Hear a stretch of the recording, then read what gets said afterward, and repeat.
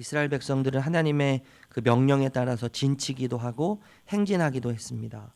항상 성막을 중심으로 이스라엘 백성들은 멈췄죠. 그리고 늘 성막을 중심으로 이스라엘 백성들은 이동했어요. 광야 생활 가운데 이스라엘 백성들의 가장 핵심은 뭐였냐 하면 성막이었죠. 하나님이 함께 하시고 하나님이 임재하시는 성막, 하나님이 중심이 되셨어요. 어제 본문에 보면 그 레위인들을 통해서 직무를 주시잖아요. 나이를 말씀하시는데 30세에서 50세를 말씀하세요. 30세에서 50세는 사회적 활동이 가장 왕성한 시기죠. 그리고 인생의 황금기라고 말할 수 있을 거예요. 그 가장 인생의 황금기인 그 시간, 왕성한 시간, 그 시간을 하나님이 레위인들에게 바치라고 말씀하시죠. 인생의 황금기를 진짜 잘 보낼 수 있는 방법은 무엇일까요? 진짜 인생을 황금기처럼 잘 보낼 수 있는 방법은 규모 있게 보내고 깊이 있게 황금기를 보낼 수 있는 방법은요, 하나님께 온전히 자기 자신을 드리는 것이죠. 자기 자신을 온전히 하나님께 드림으로 전 존재를 하나님께 드림으로 우리는 인생의 황금기를 살아갈 수 있지 않겠어요? 나이를 떠나서 30세에서 50세까지는 물론 전 인생의 관점에서 볼 때 가장 황금기라고 이야기할 수 있겠지만, 그 황금기와 같은 시간을 하나님께 드림으로 진정한 황금기를 보낼 수 있는 그런 방법을 우리에게 이야기해 주는 것이죠. 우리의 그 인생의 나이를 떠나서 저와 여러분들이 하나님께 우리의 모든 것을 온전히 드림으로 인생의 황금기, 주님 앞에서 인생의 황금기를 날마다 경험할 수 있는 은혜가 있기를 주님의 이름으로 축복합니다. 1절에 이렇게 이야기해요. 1절 한번 읽어볼까요? 다시요. 시작. 여호와께서 모세에게 말씀하여 이르시되, 5절 읽어보겠습니다. 5절 시작. 여호와께서 모세에게 말씀하여 이르시되, 이 여호와께서 모세에게 말씀하여 이르시되, 이 표현이요 민수기 60번 이상 등장한다고 해요. 이스라엘 백성들의 광야에서의 생활 방식은 여호와의 말씀을 듣는 것이죠. 그들의 생존 방식은 다른 것이 아니었어요. 여호와의 말씀을 잘 듣는 거예요. 여호와의 말씀을 잘 들음으로 4절 말씀 읽어볼까요? 4절 시작. 이스라엘 자손이 그같이 행하여 그들을 진영 밖으로 내보냈으니 곧 여호와께서 모세에게 이르신 대로 이스라엘 자손이 행하였더라. 이것이 이스라엘 백성들이 광야에서 생존하는 생존 방식이었죠. 여호와의 말씀을 잘 들어서 그 말씀을 잘 따라 행하는 것. 여러분, 듣는 것은 우리 귀로만 듣는 게 아닌 것 같아요. 듣는다는 것은요, 진짜 잘 듣는 사람은 어떻게 듣냐면 몸으로 듣죠. 몸으로. 그래서 몸으로 그 들은 것을 따라서 순종하고 행하는 것이 진짜 잘 듣는 것이죠. 귀로는요, 누구든지 다 들을 수 있어요. 다 듣는데, 귀로는 듣는데 한 귀로 또 흘려보내죠. 정말 잘 듣는 거, 잘 듣는 방법은 다른 게 아니에요. 몸으로 듣는 거예요. 몸으로 들어서 그 몸으로 하나님께서 말씀하신 그 말씀의 그 은혜를, 말씀의 명령을 따라서 행해야 되는 것이죠. 그것이 진짜 잘 듣는 것이고, 이것이 바로 몸으로 듣는 거예요. 말씀하신 첫 번째 내용이 뭐냐면 2절 말씀입니다. 2절 말씀. 2절 읽어볼게요. 시작. 이스라엘 자손에게 명령하여 모든 나병한 자와 유출증이 있는 자와 주검으로 부정하게 된 자를 다 진영 밖으로 내보내되. 이 나병한 자와 유출증이 있는 자와 주검으로 부정하게 된 자를 진영 밖으로 내보내라는 거죠. 진영 밖, 진영 안에는 하나님이 거하셨어요. 진영 안에는 하나님이 거하셨고, 진영 밖에는 하나님이 계시지 않는 곳이잖아요. 나병 자와 유출증이 있는 자, 주검으로 부정하게 된 자. 하나님께서 여러분 우리를 창조하실 때 어떤 누군가는 나병 환자로 살도록, 또 어떤 누군가는 유출병 있는 자로 살도록, 또 어떤 자는 주검으로 부정하게 된 자로 살도록 그렇게 하나님께서 우리를 창조하시지는 않으셨잖아요. 하나님께서 우리를 처음에 태초에 창조하실 때는 선한 의도와 선한 계획을 가지고, 아름다운 계획을 가지고 우리를 창조하셨단 말이죠. 그런데 여러분, 하나님의 의도와는 다르게, 하나님의 그 선한 계획과는 다르게 나병 환자가 생겼고, 유출병이 있는 자가 생겼고, 죽음으로 부정하게 된 자가 생겼어요. 죄라는 것은, 이 죄, 헬라어에서 이 죄라는 단어의 의미는 어떤 의미냐면요. 관역에서 벗어난다는 의미가 있어요. 관역에서 벗어나 있는 모든 것은 죄라고 이야기해요. 그러니까 죄라는 것이 물론 우리 행위의 의미에서 어떤 죄라는 것도 있지만요. 상태의 의미에서도 죄가 있는 거거든요. 우리가 태어날 때부터 왜 원죄를 이야기해요? 굉장히 기분 나쁘잖아요. 전 교회 갔을 때 가장 처음에 가자마자 죄인이라는 이야기를 들었을 때 굉장히 기분 나빴어요. 나에 대해서 뭘 안다고. 내가 얼마나 나쁜 죄를 저질는지 당신이 나에 대해서 뭘 알아요. 다른 사람들에 비하면 전 착한 사람인데 선한 사람 착하게 살았는데 부모님 말씀 잘 듣고 다짜고짜 죄인이래요. 굉장히 기분 나빠 불쾌했어요. 죄라는 의미는 행위적인 어떤 그런 의미도 있지만 상태 의미도 굉장히 강하게 그 죄라는 의미 속에 담겨져 있는 거예요. 상태 하나님께서 우리를 창조하셨던 그 원래의 상태에서 벗어나 있는 그 관역 그 상태에서 벗어나 있는 그 자체가 죄인 거죠. 우리가 죄인인 것은 태어날 때부터 엄마 뱃속에 있을 때부터 죄인인 이유는 거기에 있는 거예요. 아담과 하와가 죄를 졌지만 그 죄로 인해서 하나님과의 상태가 깨졌잖아요. 깨졌어요. 그 깨져 있는 상태, 하나님으로부터 벗어나 있는 그 상태에서 우리는 출생했죠. 그 하나님으로부터 벗어나 있는 그 상태에서 우리가 생겨났죠. 그 상태가 바로 죄예요. 죄라는 것은 그러니까 여러분 벗어나 있는 건데 하나님 중심성에서 벗어나 있는 모든 것이 죄인 거예요. 하나님 중심성에서 벗어나 있는 것. 결국에 여러분 죄는 아담과 하와의 죄는 자기 중심적인 그런 욕망으로부터 시작된 것이죠. 그러니까 여러분 죄라는 것은요. 하나님을 벗어나 있는 것이고 하나님을 벗어나 있는 궁극적인 그 상태는 어떤 상태에 있냐면 자기 중심적인 있는 상태에 있는 것이 죄예요. 죄. 그러니까 나병 환자, 유출증이 있는 자, 주검으로 부정하게 된 자는 결국엔 죄로 말미암아 또 자기 중심적인 삶을 살아가고 있는 사람들의 황폐함을 우리에게 이야기하고 있는 거예요. 피폐함, 비참함을 우리에게 이야기하고 있는 것이죠. 그렇기 때문에 자기 중심적인 삶을 살고 있는 사람, 늘 자기 중심을 추구하기 때문에 진영 밖으로 가야 되는 거예요. 진영 안에서 하나님과 함께 살 수 없는 거예요. 하나님 중심적인 삶을 살지 않기 때문에 늘 하나님을 추구하지 않고 하나님을 생각하지 않기 때문에 하나님이 없는 하나님 중심적인 삶이 아니어도 되는 자기 중심적인 삶을 추구할 수 있는 진영 밖으로 내보내라고 이야기하시는 거죠. 3절 말씀 다시 한번 읽어볼까요? 3절 시작. 남녀를 막론하고 다 진영 밖으로 내보내어 그들이 진영을 더럽히게 하지 말라. 내가 그 진영 가운데 거하느니라 하시매. 진영 밖으로 그래서 보내야 되는 거예요. 하나님이 계시는 것이죠. 진영 안은 하나님과의 사귐의 교제가 있는 곳이에요. 진영 안에는 일상이 벌어져요. 일상 속에서 하나님의 깊은 교제가 있는 것. 그것이 진영 안이에요. 진영 안. 여러분 우리의 삶이 오늘 하루의 삶이 진영 안에서 하나님이 거하시는 진영 안에서 하나님과 깊은 교제가 늘 따뜻한 교제가 사랑의 교제가 가득하기를 주님의 이름으로 축복합니다. 그러니까 여러분 늘 이 하나님의 중심성을 우리가 늘 기억해야 되는 거예요. 하나님의 중심성. 결국 내 중심성이냐 아니면 하나님의 중심성이냐 이 싸움 아니겠어요. 하나님의 이 중심성은 수직적으로 하나님과의 관계에서뿐만 아니라 오늘 본문에서는요. 수평적인 관계에서도 하나님의 중심성을 이야기해요. 하나님의 중심성. 5절 말씀 읽어볼까요? 5절부터 8절 말씀 읽어볼게요. 시작. 여호와께서 모세에게 말씀하여 이르시되 이스라엘 자손에게 이르라.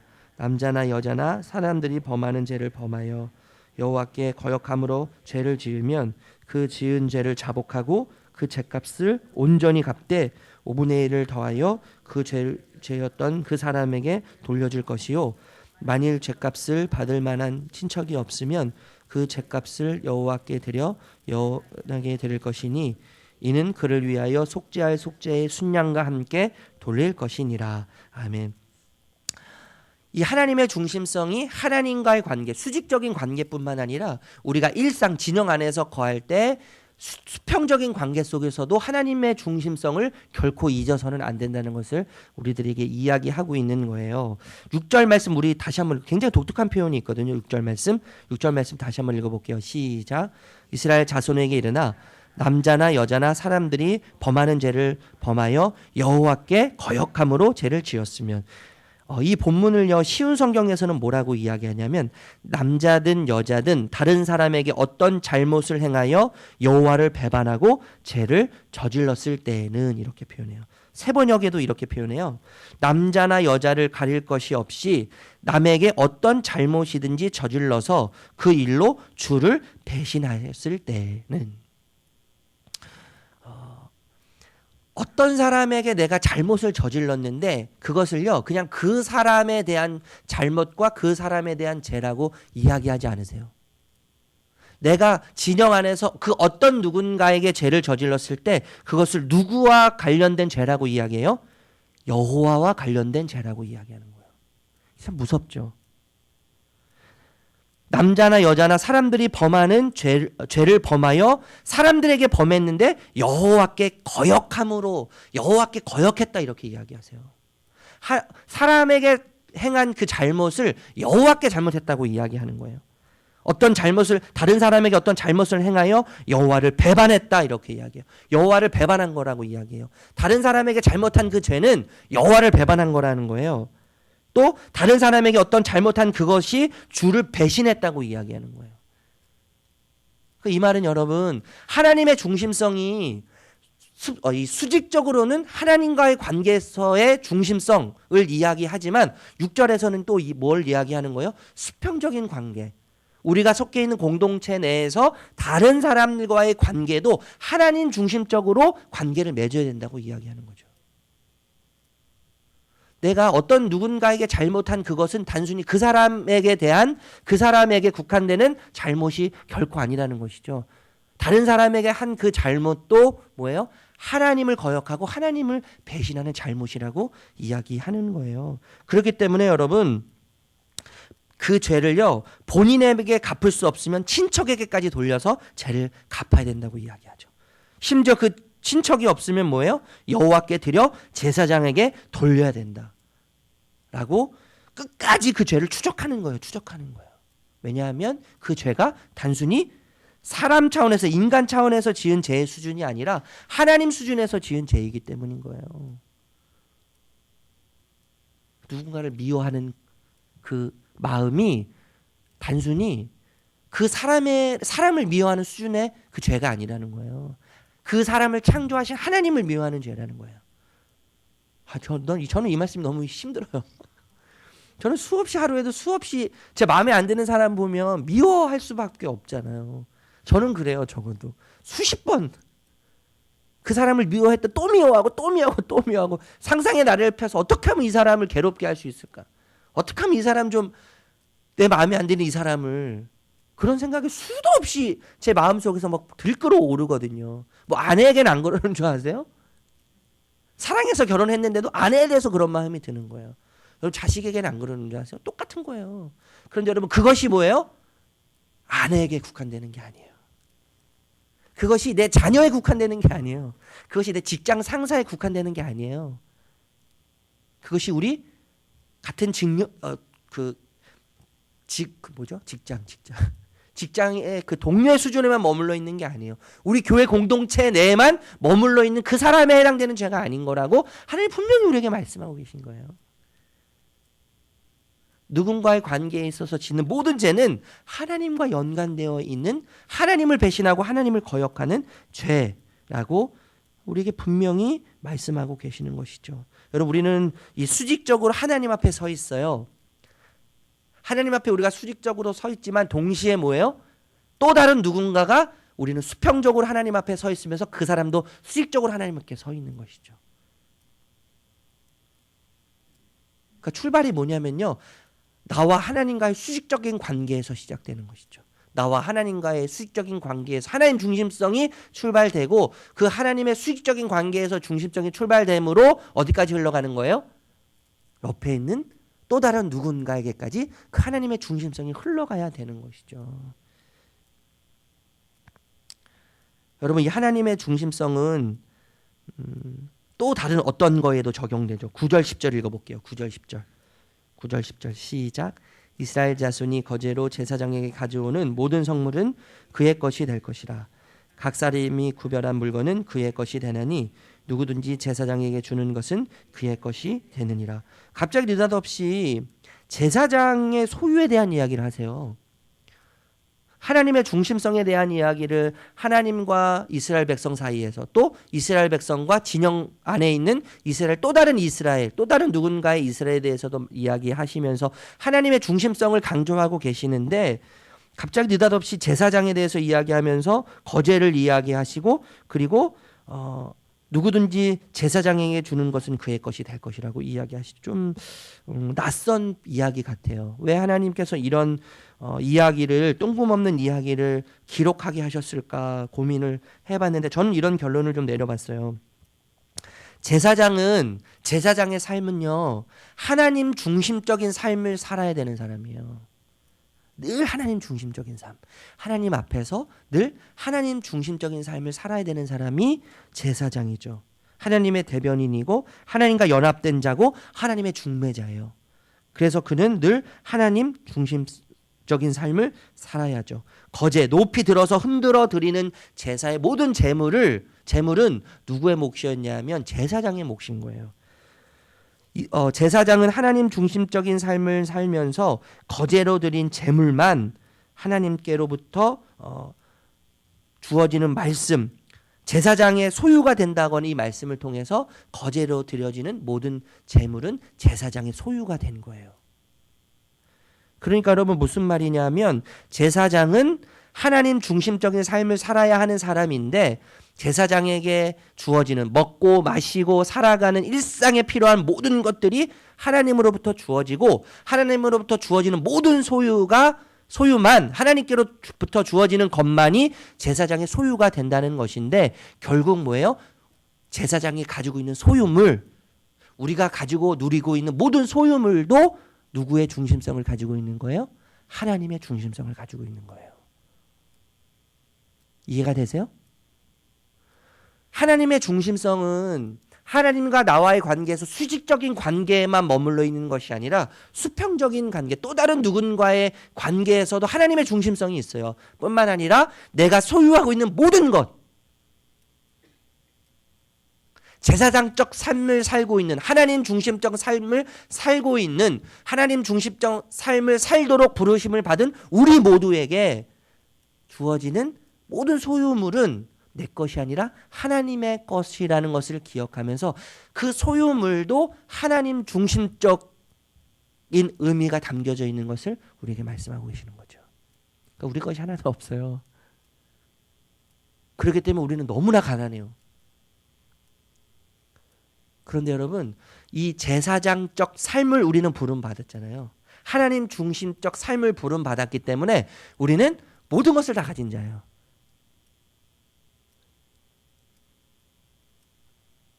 이해되세요?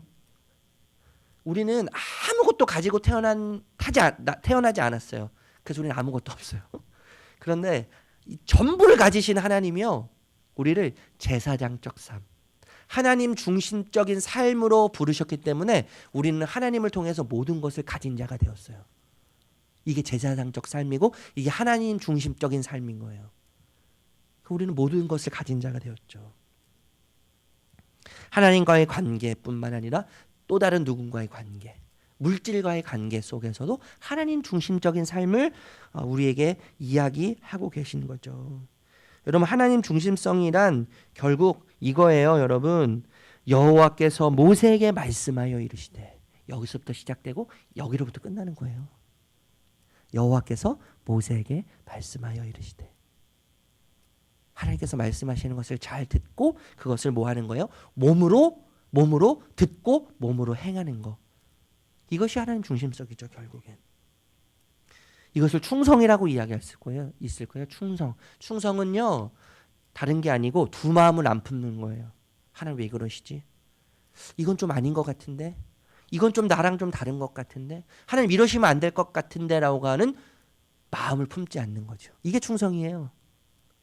그래서 충성스러운 자를 한여름에 시원한 얼음 냉수와 같다고 이야기하잖아요.